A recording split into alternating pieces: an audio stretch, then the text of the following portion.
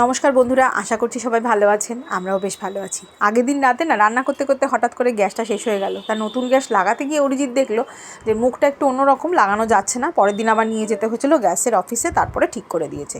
তা সকালবেলা টিমটিমের মাম্মামের গ্যাসে একটু কিছু রান্নাবান্না মানে ভাত, আলু সিদ্ধ, ডিম সিদ্ধ করে নিয়েছিলাম, ছিল বলে বেঁচে গেছিলাম অ্যাকচুয়ালি, সত্যি কথা।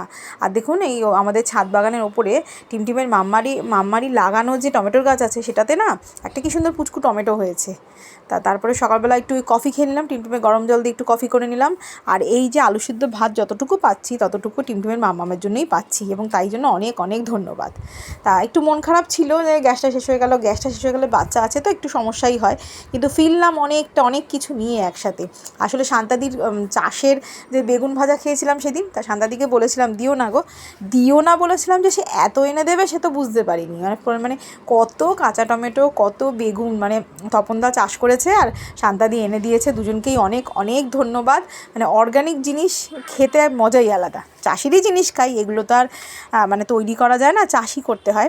কিন্তু একটা মানে মনে হচ্ছে যে নিজের লোক চাষ করে দিয়েছে, মানে খুব ভাল লাগছে জিনিসটা, আমার ভালোই লেগেছে। দিদিকেও একটু দিয়েছি।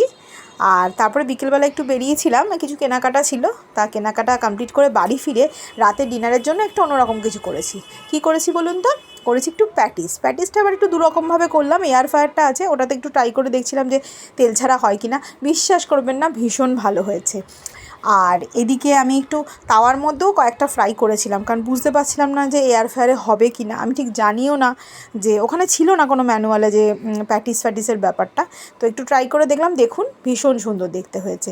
আর পুরের জন্য দিয়েছিলাম ওর মধ্যে ওই বাঁধাকপি, ক্যাপসিকাম, পেঁয়াজ কুচি আর লঙ্কা কুচি দিয়ে করেছিলাম। কেমন হয়েছে জানাবেন। ভালো থাকবেন সবাই।